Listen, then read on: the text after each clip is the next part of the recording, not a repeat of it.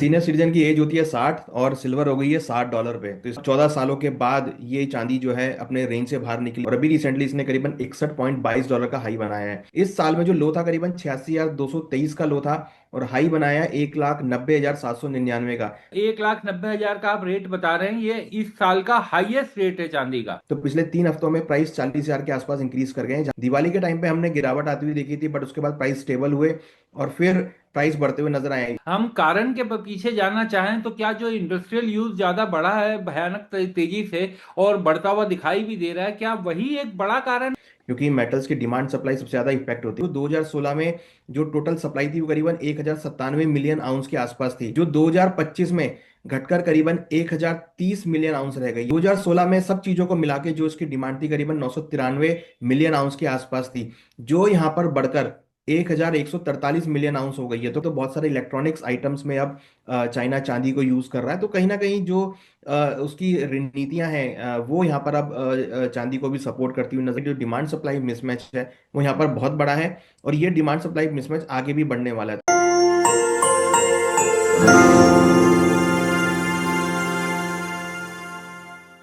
नमस्कार, मैं हूं विक्रांत यादव और आप देख रहे हैं आपका अपना चैनल द स्वतंत्र। चांदी ने बड़ी तेज छलांग लगाई है और चांदी की रफ्तार बहुत तेज हो गई है। ऐसे में सवाल उठना लाजमी है कि आखिर चांदी अब कहां जाकर रुकेगी। और एक सबसे बड़ी बात, जो कल रात को मैं विशेषज्ञ आर्थिक विशेषज्ञ अनुज गुप्ता जी से बात कर रहा था, तो उन्होंने कहा कि चांदी अब सीनियर सिटीजन हो गई है। तो अनुज जी से ही समझते हैं कि क्या ये पूरा मामला है। अनुज जी, कल आपने कहा कि चांदी सीनियर सिटीजन हो गई है, तो ये बड़ा सुनने में अजीब लग रहा है। तो क्या है इसके पीछे का पूरा खेल? देखिए, सीनियर सिटीजन की एज होती है 60 और सिल्वर हो गई है $60 पे। तो इसलिए हमने उसको बोला कि चांदी अब सीनियर सिटीजन की उसमें चली गई है। तो $60 जो है चांदी आई है करीबन आप अगर देखेंगे तो करीबन 14 14 सालों के बाद ये चांदी जो है अपने रेंज से बाहर निकली और फाइनली जो इसका लास्ट टाइम हाई था $49 का, उसको ब्रेक करके अब नया हाई करीबन $60 के ब्रेक किया है और अभी रिसेंटली इसने करीबन $61.22 का हाई बनाया है।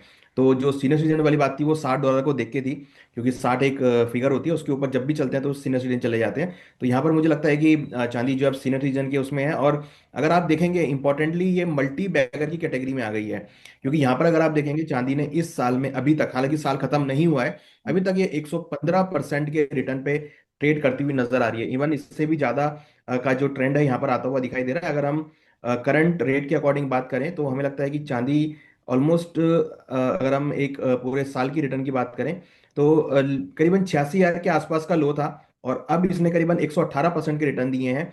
इस साल में जो लो था करीबन 86,223 का लो था और हाई बनाया 1,90,799 का। तो करीबन 118% के रिटर्न चांदी ने दिए हैं और चांदी अब मल्टी बैगर की कैटेगरी में शामिल हो गई है। यानी आज जो ये 190 1,90,000 का आप रेट बता रहे हैं, ये इस साल का हाईएस्ट रेट है चांदी का।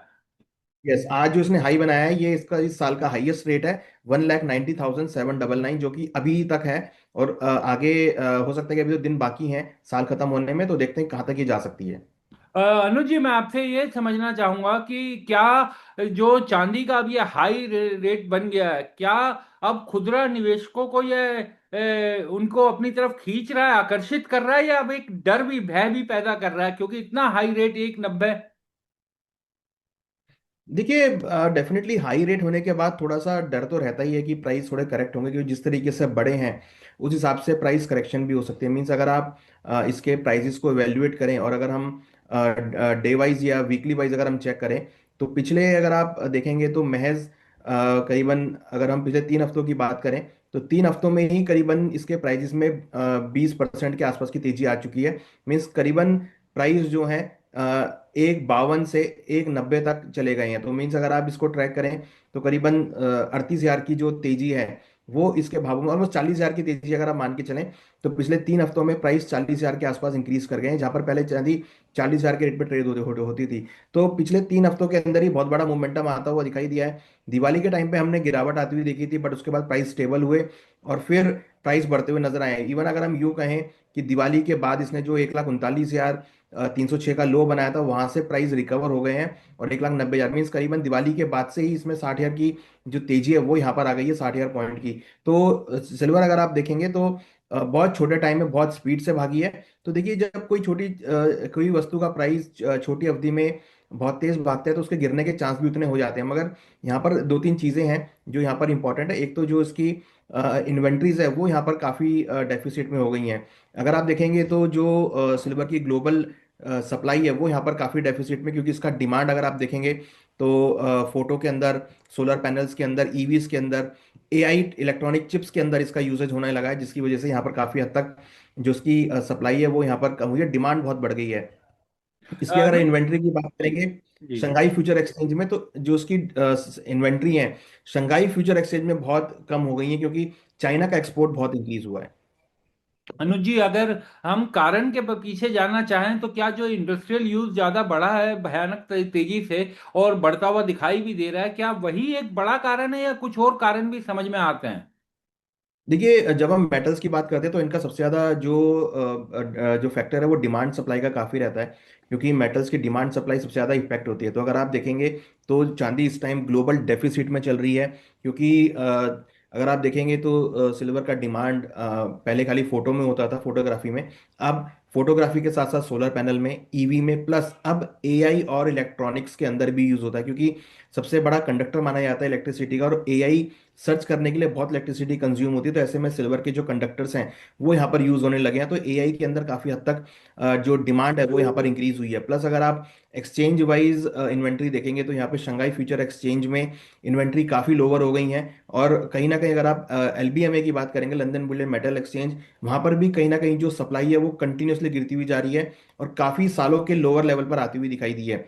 अगर आप कॉमेक्स की इन्वेंट्री की बात करेंगे तो कॉमेक्स की इन्वेंट्री भी करीबन काफी ड्रॉप हुई है और 25 साल के लो लेवल पर आती हुई दिखाई दी है। तो इट मीन्स कि सिल्वर की जो कहीं ना कहीं यहाँ पर डिमांड है वो यहाँ पर काफी इंक्रीज हो रही है, सप्लाई यहाँ पर कंटिन्यूसली जो है गिरती हुई दिखाई दे रही है। अगर मैं आपको डेटा शेयर करूं, 2016 में जो टोटल सप्लाई थी वो करीबन 1097 मिलियन आउंस के आसपास थी, 1057 मिलियन आउंस, जो 2025 में घटकर करीबन 1030 मिलियन आउंस रह गई है। तो मीन सप्लाई कहीं ना कहीं यहाँ पर गिरी है। बट मैं यहाँ पर आपको एक डेटा देता हूँ डिमांड साइड में। 2016 में सब चीजों को मिला के जो इसकी डिमांड थी करीबन 993 मिलियन आउंस के आसपास थी, जो यहाँ पर बढ़कर 1143 मिलियन आउंस हो गई है। तो कहीं ना कहीं अगर आप देखेंगे तो जो सप्लाईज है उसको सरपास किया डिमांड ने, प्लस पिछले 10 सालों की जो डिमांड थी उसको यहाँ पर इंक्रीज हो गई है। तो यहाँ पर अगर आप देखेंगे तो डिमांड सप्लाई का जो मिसमैच है ये यहाँ पर बहुत बड़ा है, जो कि सिल्वर के प्राइसेस को सपोर्ट कर रहा है। प्लस अगर आप देखेंगे तो चाइना की एक्सपोर्ट डिमांड बहुत बड़ी है, जिसकी वजह से सिल्वर की इन्वेंट्री यहाँ पर लोअर होती हुई दिखाई दे रही है। मींस जो सप्लाईज है वो उस पेस पे नहीं आ पा रही है जिस पेस पर डिमांड इंक्रीज हो रही है। एक चीज मैं ये भी जानना चाहूंगा कि रुपए की बढ़ती कीमत को लेकर के सब लोग बातें कर रहे हैं, किस तरीके से उसकी उसका असर पड़ रहा है। क्या चांदी की कीमतें बढ़ने पर भी रुपए की गिरती स्तर का फर्क पड़ रहा है? देखिए, बिल्कुल अगर आप देखेंगे तो चांदी की जो कीमतें बढ़ रही हैं, क्योंकि देखिए चांदी जो है हम काफ़ी इंपोर्ट करते हैं बाहर से, हम गोल्ड भी इंपोर्ट करते हैं। तो जब भी ऐसे मेटल्स की जो रेयर अर्थ मेटल में है उनकी जैसे जैसे उनकी डिमांड बढ़ती है तो कहीं ना कहीं इंपोर्ट यहाँ पर बढ़ जाते हैं। तो जो चांदी की डिमांड बढ़ रही है या गोल्ड की डिमांड बढ़ रही है तो उससे कहीं ना कहीं रुपये को भी यहाँ पे इम्पैक्ट आता हुआ दिखाई दे रहा है। और अनुज जी, एक चीज ये भी कि हमारे भारत क्योंकि बड़ी आबादी गांवों में रहती है, तो क्या ये जो चांदी की, और गांव में जो हमारे ग्रामीण परिवेश में चांदी की पारंपरिक मांग भी ज्यादा है सोने के मुकाबले, तो क्या चांदी के दाम बढ़ने से ग्रामीण अर्थव्यवस्था पर किस तरह का असर आप देख रहे हैं? देखिए, चांदी की डिमांड है, चाहे वो ज्वेलरी में हो चाहे वो यूटेंसिल्स में हो, बहुत इंक्रीज हुई है। और जैसे जैसे प्राइस बढ़े हैं, क्योंकि देखिए गोल्ड सिल्वर में एक बहुत कॉमन चीज है कि जब प्राइस बढ़ते हैं तो ही उसकी डिमांड बढ़ती है। जब प्राइस गिरने चालू होते हैं तो लोग वेट करते हैं कि और प्राइस कब गिरेंगे। तो इसलिए अब यहाँ पर अब प्राइस बढ़ने चालू हुए हैं तो हमने देखा है कि जो सिल्वर की फिजिकल डिमांड है, चाहे वो ज्वेलरी के फॉर्म में हो चाहे वो यूटेंसिल्स के फॉर्म में हो, वो ग्रामीण क्षेत्रों में बहुत बढ़ती है। तो कहीं ना कहीं आप देखिए कि प्राइस बढ़ने की वजह से जो ग्रामीण में जिनके पास चांदी रखा होगा डेफिनेटली उनको अच्छा खासा मुनाफा हो रहा होगा। बट जो लोग चांदी नहीं ले पाए होंगे, चाहे वो ग्रामीण में हो या टायर वन सिटी में हो, वो सब इसके मोमेंटम से मतलब अनअफेक्टेड रहे होंगे। बट मुझे लगता है कि इससे ग्रामीण अर्थव्यवस्था को बहुत सपोर्ट मिला है। एक चीज और आप बताइए कि जो चीन की जो आर्थिक नीतियां हैं और वहां जिस तरीके से एक बड़ी खरीद की गई चांदी को लेकर के पिछले पूरे साल हमने देखा, तो क्या ग्लोबल मार्केट भी उससे बड़ी तरह से या बड़ा उस पर असर पड़ता है, बड़ा प्रभाव पड़ रहा है? देखिए बिल्कुल, जो चांदी की चाइना की जो आर्थिक नीतियां हैं, अभी उन्होंने रिसेंटली अपनी जो उनकी रियल इस्टेट जो इकोनॉमी है उसको बूस्ट करने के लिए उन्होंने वहां पर फंड डाला है, फंड बूस्ट किया है, स्टिमुलस पैकेज दिए हैं। प्लस चाइना अब एआई चिप्स के ऊपर भी काम कर रहा है, तो वहां पर भी चांदी की डिमांड बढ़ी है। प्लस अगर आप देखेंगे तो बहुत सारे इलेक्ट्रॉनिक्स आइटम्स में अब चाइना चांदी को यूज कर रहा है, तो कहीं ना कहीं जो उसकी नीतियां हैं वो यहाँ पर अब चांदी को भी सपोर्ट करती हुई नजर। इनफैक्ट अगर आप चांदी की छोड़ें या अगर आप बाकी मेटल्स की बात करें, क्योंकि चांदी जब से रेयर अर्थ मेटल में ऐड हुई है, जिसके अंदर पहले कॉपर भी था, जिंक भी था, सभी को शामिल हुए हैं, उसके बाद से इसमें एक अच्छा खासा मोमेंटम आता हुआ दिखाई दिया है। इनफैक्ट अगर आप देखेंगे तो यहाँ पर प्लेटिनम के प्राइसेस में भी थोड़ा उछाल आता हुआ दिखाई दिया है, क्योंकि वो भी जो है रेयर अर्थ मेटल में क्रिटिकल मेटल्स की कैटेगरी में ऐड हुआ है। तो हमने देखा है कि चाइना ने जब से क्रिटिकल मेटल में इसको ऐड किया है, तब से एक अच्छा खासा मोमेंटम चांदी में बना है। चांदी में ही नहीं, हमने कॉपर में भी नए हाइस बनते हुए देखे हैं, जिंक में भी हमने ईयर हाई बनते हुए देखे हैं। तो कहीं ना कहीं अगर आप देखेंगे तो जो बेस मेटल्स हैं या इंडस्ट्रियल मेटल अगर मैं बोलूँ, तो इंडस्ट्रियल मेटल में सभी के अंदर एक अच्छा शार्प रनअप देखने को मिला है।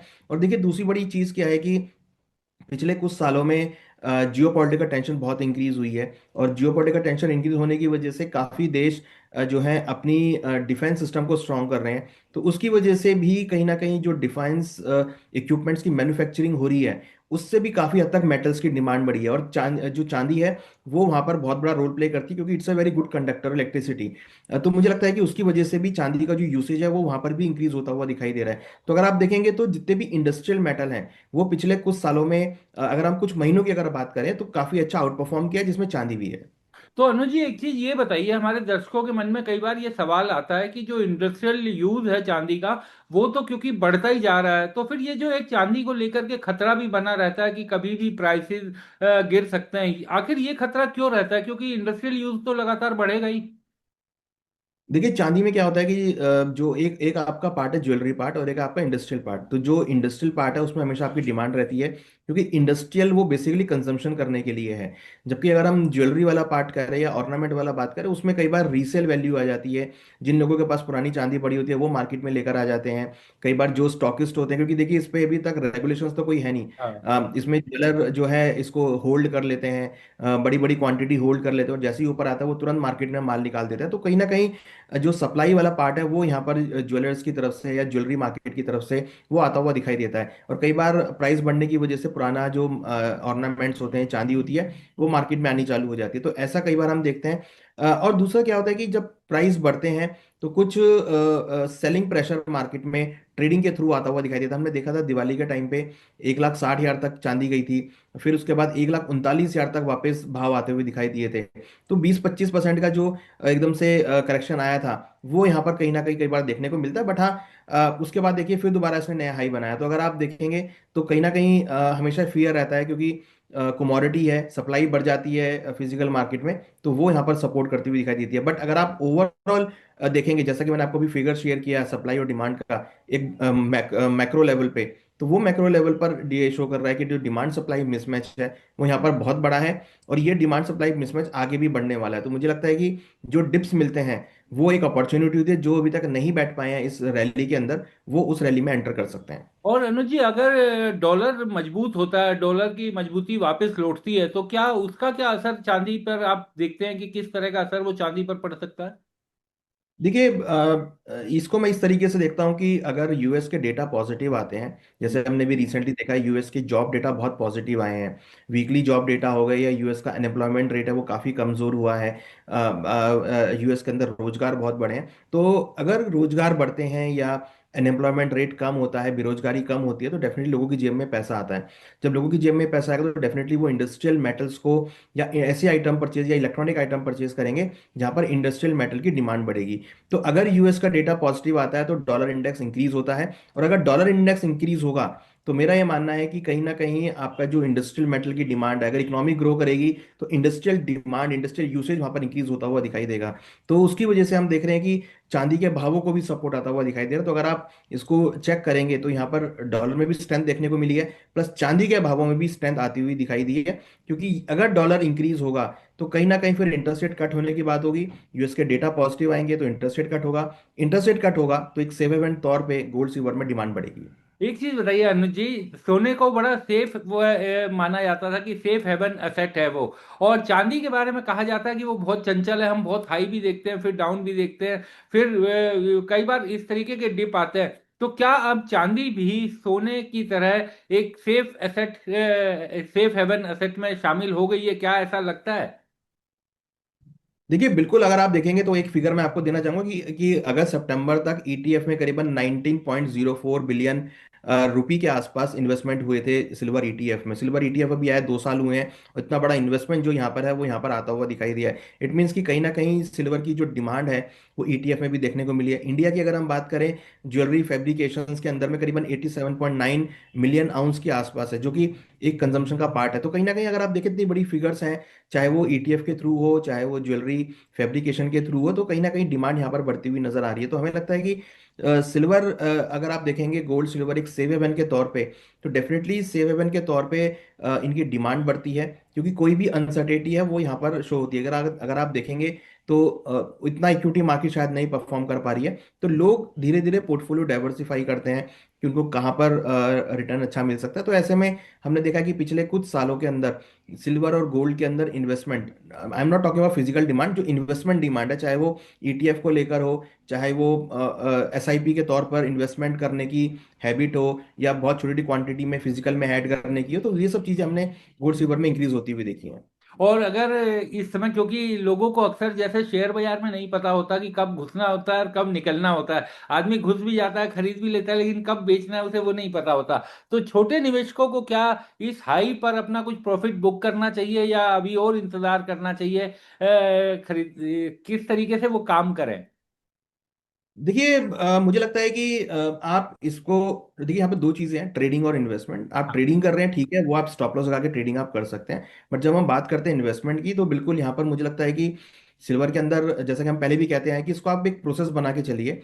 आप हर लेवल पर इसको एंट्री करते चलिए, छोटी छोटी क्वांटिटी में ऐड करते चलिए, कोई भी डिप आए उसमें आप ऐड कीजिए, बट एक लंबा व्यू आप बना के चलिए। देखिए हालांकि 2025 में जितने भी लंबे व्यूज थे वो सारे एक ही महीने, एक ही साल के अंदर अचीव हो गए।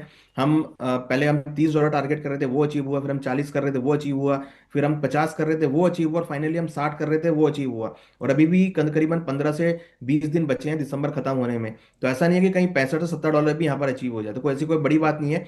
तो आप ये मान के चलिए कि आप एक लंबी अवधि के लिए इन्वेस्टमेंट कर रहे हैं और आप हर डिप में खरीदारी करते हुए चल रहे हैं। यहाँ पर अगर आप देखेंगे तो सिल्वर की डिमांड बहुत इंक्रीज हो रही है। अगर मैं एक डेटा और शेयर करूँ इंपोर्ट का, तो 2024 में करीबन 4,554 टन के आसपास चांदी इंपोर्ट किया था, जो कि अब करीबन 6 टन के आसपास जो इंपोर्ट है वो यहाँ पर होता हुआ दिखाई दे रहा है इंडिया के अंदर। तो जो इंपोर्ट डिमांड है वो यहाँ पर बड़ी, इट मीन्स कि चांदी का जो यूसेज है इंडिया के अंदर वो भी इंक्रीज होता हुआ दिखाई दे रहा है। तो जब डिमांड इंक्रीज हो रही है तो डेफिनेटली प्राइस भी बढ़ेगा। तो मुझे लगता है कि एक प्रोसेस बनाना चाहिए कि आप एक लंबी अवधि के लिए इन्वेस्टमेंट करेंगे और छोटी छोटी क्वांटिटी में ऐड करते चलें। अगर आप ट्रेडिंग कर रहे हैं तो वेल एंड गुड है, आप ऑप्शंस के थ्रू, डेरिवेटिव के थ्रू ट्रेडिंग कर सकते हैं। एमसीएक्स का प्लेटफॉर्म है जहां पर आप जाके ट्रेडिंग कर सकते हैं। बट अगर आपको इन्वेस्टमेंट करना है तो इन्वेस्टमेंट के लिए आपको ईटीएफ है या फिजिकल गोल्ड, गोल्ड सिल्वर है, उसको उसको आप चूज कर सकते हैं। हाँ बिल्कुल, ट्रेडर तो अपना जानते ही है अनुज जी, उनको तो हम क्या राय दें, लेकिन हमारे छोटे इन्वेस्टर जो देखते हैं और जिनको कई तरह के सवाल होते हैं, असली कंसर्न उन्हीं का है कि उनका पैसा